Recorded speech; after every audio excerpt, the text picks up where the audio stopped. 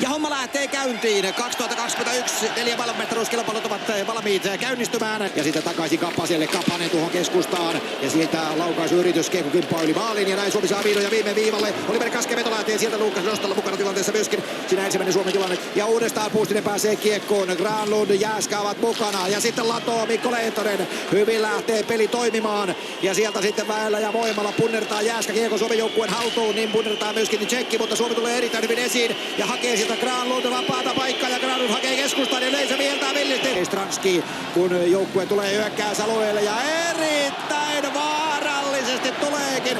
Suomi kestää edelleen Tsekin kovan vyörytyksen. Ja poistola iskee sieltä tulemaan ja näin. Syöttö tulee tuonne ja tuossa on sitten iskun paikka ja ai sentään. Loistava tilanne Suomella tuosta tulee. Ja sitten tilaa tulee jälleen ja ruuhka on armoton. Säterin hieno torjunta jälleen. Sieltä pääsee sitten veivaamaan David Tomasek, tämä kovan luokan maalintekijä.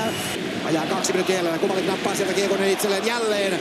Ja tässä on ollut se paikka, kun Jan Rutta pääsee nyt vuorostaan vetämään. Ohi menee. Ja sitten tulee seuraava paikka. Ja kyllä on pelottavaa. Ja sitten 17 000 ihmistä hirmuiseen huutoon, kun Ondrej Palat iskee Tsekin 1-0 johtoon.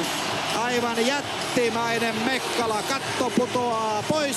Ja tästä pyydetään videotarkistus, näin olettaisin. Kova tuomio, loistava tuomio Suomen kannalta ja yleisö reagoi. Ja siinä vähän näyteltää Puljujärven tehoista, kun hän ajaa siinä Greitsikin katolleen. Sitten on Granlundin vuoro seuraavana. Hän tiputtaa siihen Juha Jääskälle ja Jääskä vuorostaan ottaa pari kaveria siitä irti ja lähtee ja laita reppuiluun. Ja sitten on seuraava paikka tulossa ja kiirettä tulee. Suomella vaihto kesken ja Tsekki tulee vasta hyökkäykseen. Ja rangaistusta ei tule, mutta tuleeko maali? Ei tule. Ilmiömäistä peliä Harri Säteriltä. Ja tässä tuo Tsekkien loistava tilanne. Vai kiekkoa päätyy. Paine on Tsekilläkin armottoman kova. Sedlak, hän joutuu siinä sitten kovaan imuun ja sitten on paikka iskeä. Ja sieltäkö se tulee? Ei tule. Puolitusena äijää makaa siellä kiekon päällä ja siellä on nyt sitten joku jo suomalaispelaajan päällä ja tämä tarkoittanee kyllä sitä, että siitä tulee Tsekille nyt rangaistus. Ja sitten vai katsotaan, kuka liipaisee kiekon reppuun. Sieltä tulee Granlund. Ei lähde vielä ainakaan. Kiire ei ole, mutta vedonkin voisi kohta pistää menemään. Ja siitä yritetään. Ei mene. Vajaa 15 sekuntia vielä jäljellä. Granlund jälleen pääsee kulmauksessa kiekkoon. 10 sekuntia vielä jäljellä. Ylivoimaa se jatkuu toki vielä sitten jatkoajallakin. Granlund vielä veivaa, antaa tuohon keskustaan vaikean syötön. Ja siitä pääsee sitten Tsekki vielä vasta hyökkäykseen. Pari sekuntia on aikaa. Sekunti on aikaa! Tsekki kamppailee loistavasti ja siitä päästään vielä tulemaan Granlund! Ja Lehtonen pääsee vetämään, mutta Nostal torjuu. Tsekillä myöskin miehistö täysilukuisena, eli nyt ollaan sitten 4-4 vastaan. Tsekki vyöryy tällä hetkellä koko ajan ja Tomasek tulee väellä ja voimalla ja Dominik Kubalik pääsee väliin ja Kubalik pääsee nousuun, joutuu pienestä kolmasta vetämään ja veivaamaan.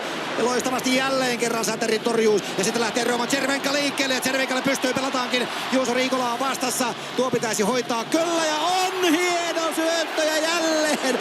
Harri Säteri on ilmiömäisessä vedossa jälleen, hän torjuu tuon tilanteen ja sitten mennään jo toiseen päähän Riikolaa ja sitten noin ja tuosta kun tulee 35 sekuntia ja sitten on jälleen Sedlak tulossa ja Sedlak vetää ja Säteri torjuu kyllä, on avoimien ovien päivä. Suomalaista Luukas Nostalo vastassa ja mikä on Kasken ratkaisu? Ja sitten Harri näytä isoa poikaa. Ei.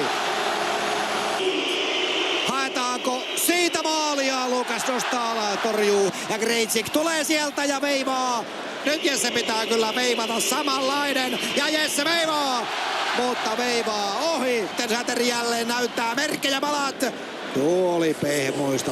Ja nyt on sitten pistähän kiekko reppuun ja yleisö mölmivään, mutta ei. Suuri tähti, maailmanmestari veivaa sieltä ja vetää ja ratkaisee pelin. Roman Cervenka ratkaisee pelin ja Tsekki voittaa rankkarilla tämän ottelun.